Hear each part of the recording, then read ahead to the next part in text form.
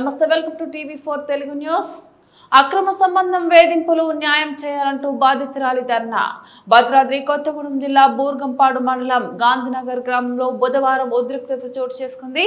అదే గ్రామానికి చెందిన కేసుపాక బిందు అనే ఒక మహిళ తన భర్త కేసుపాక వీరన్న వేరొక మహిళతో అక్రమ సంబంధం పెట్టుకుని తనను మానసికంగా వేధిస్తున్నాడని ఆరోపించింది.